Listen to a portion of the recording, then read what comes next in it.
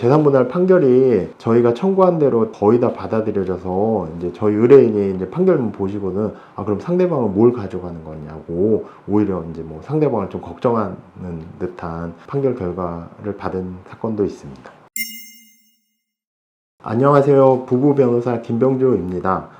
오늘은 이혼 소송에서 재산분할 얼마나 받을 수 있는지에 대해 알아보겠습니다. 이혼 시에는 이제 부부가 혼인기간 동안 이제 실질적으로 협력하여 형성한 재산에 대해 재산분할을 하게 됩니다. 혼인기간 동안에 이제 형성된 재산에 대해서만 분할을 한다고 생각하실 수 있는데요. 실제로 이제 이혼 소송에서는 혼인 전에 가지고 있던 예금, 뭐 전세금, 부동산에 대해서도 혼인기간이 한 2년 정도 지나면 유지의 기여도가 있다고 봐서 재산분할 비율이 10%라도 인정이 돼서 재산분할 대상에는 포함되게 됩니다. 그래서 내가 혼인 전에 가지고 있던 예금으로 취득한 전세금 아니면 예금으로 취득한 부동산인데 이거는 특유재산이어서 재산분할에서 아예 제외된다 이렇게 주장만 해서는 안 되고 실제 재산분할 대상은 포함되고 기여도 주장까지 해야 된다고 생각하시면 됩니다. 재산분할 기여도에 따라서 이제 재산분할 비율이 정해지는데요. 기본적으로 이제 혼인 기간, 혼인 전에 보유한 재산, 소득, 자녀 수, 재산 형성에 직접적으로 투입된 금액, 그리고 이혼할 때 누가 자녀를 양육하는지 종합적으로 고려해가지고 재산분할 비율이 정해지게 됩니다.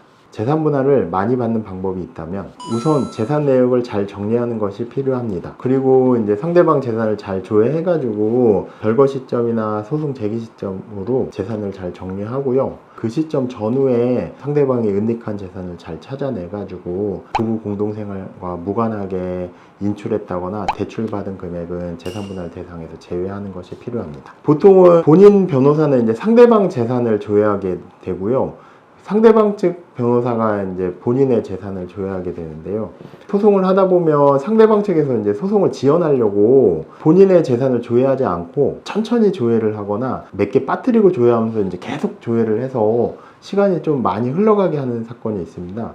그때는 이제 본인 변호사가 별거 시점이나 소송 제기 시점으로 뭐 부채 증명이라든지 예금 잔액 증명을 요청하시면 그걸 잘 발급하셔가지고 주시고 법원에 제출해서 상대방 재산은 다 정리가 돼 있어도 본인 재산도 좀 신속하게 정리할 수 있도록 하는 것이 필요합니다. 그리고 재산 내역이 이제 잘 정리된 이후에는 재산에서 이제 부동산이나 전세금, 주식같이 좀 가액이 큰 재산 위주로 재산 형성 과정에 대해서 이제 구체적으로 주장하면서 증빙 자료와 함께 재산 형성의 기여도를 구체적으로 설득력 있게 주장하는 것이 필요합니다. 소송을 하다 보면 상대방이 대출을 다 받아가지고 부동산을 다 사서 실제로 기여도가 되게 높아 보이는 사건에서도 그렇게 높지 않은 경우도 있습니다. 예를 들어서 이제 상대방이 혼인하면서 대출을 예전 기준으로 70%, 80% 받아가지고 부동산을 예를 들어서 한 3억짜리를 샀는데 그게 5억으로 가격이 올랐고 상대방 쪽에서는 내가 모든 돈을 투입해가지고 산 거니까 내가 기여도가 뭐 90%다 100%다 주장을 하는데요. 실제로는 혼인생활 중에 대출 이자에 대해서는 상대방이 부담을 하더라도 본인이 생활비를 부담해서 상대방이 대출 이자나 이런 걸 부담할 수 있었다거나 서로 이제 각자 소득활동을 해가지고 대출 원리금을 같이 갚은 경우가 대부분입니다. 그리고 이혼소송에서 이제 재산분할 내역을 정리하다 보면은 상대방이 본인의 대출금도 또 재산 내역에 들어가서 실제로 그런 거를 공제하고 나면 부동산 구입하는데 투입된 금액, 현금성 자산은 실제 얼마 되지 않고 가치 상승분이 재산분할 대상으로 보이는 사건도 있습니다. 그럴 때는 구체적으로 재산 형성이나 이런 기여도를 주장하는 것이 필요합니다. 재산분할 사건에서는 이제 뭐 혼인 기간에 따라서 기여도가 40%, 50% 당연히 나온다고 기여도 주장을 너무 소홀히 하지 마시고 기여도와 관련해 유리한 주장은 좀 구체적으로 하시는 것이 필요합니다.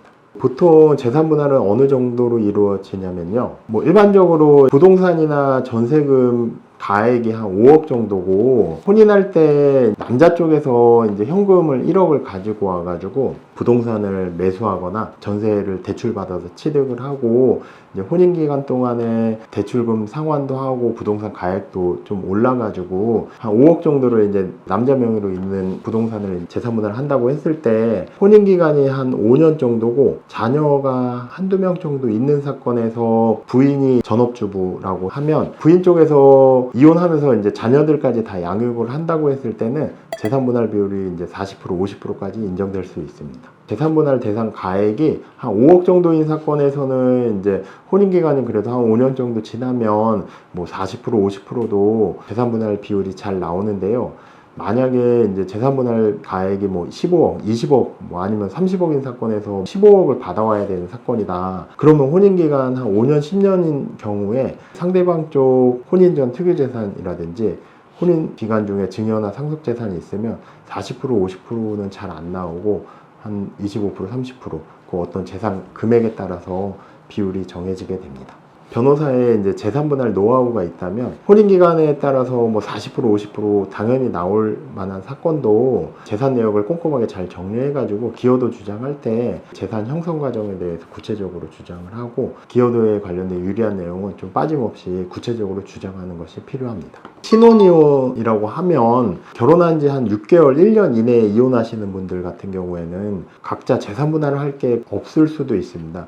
그래서 이제 예전 같은 기준으로 남자가 이제 전세금을 해오고 여성분이 이제 혼수를 해오면 뭐 한 3개월, 6개월 만에 혼인관계 파탄이 돼서 이혼을 하신다 그러면 남자는 그냥 전세금을 다 가져가고 여자 쪽에서는 신혼 때 가져온 혼수품을 가져가시게 되는데 실제로 혼수품은 이제 감가가 많이 돼서 중고가고 이혼을 하면서 그 혼수품 다 가져가서 어디 쓸 데도 없고 그냥 중고나라 같은 데 팔아야 되기 때문에 신혼이혼 때 좀 혼수만 해온 여성분이 좀 불리하게 판결을 받거나 조정하는 사건이 있었습니다. 재산분할을 청구하려면 최소 혼인기간이 1년, 2년 정도 지나야 되고 그리고 아파트나 전세금에 직접적으로 돈을 투입하거나 아파트 담보대출, 전세자금 대출금을 원리금을 함께 갚거나 생활비를 부담해서 그 집에서 살면서 아파트나 전세금에 대한 기여도를 인정받아야 합니다. 황혼이혼 같은 경우는 재산분할 비율은 거의 뭐 40% 50%가 인정이 되는데요. 그때 이제 50%를 인정받는 게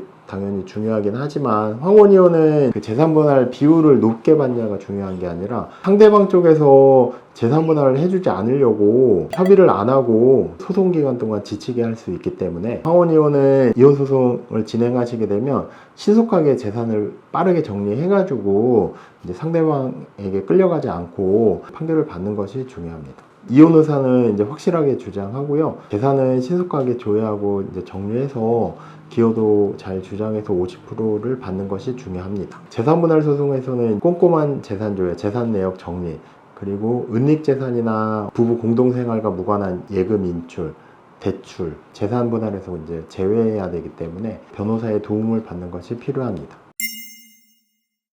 재산분할 관련해서 궁금하신 사항은 전화 주시면 답변 드리겠습니다.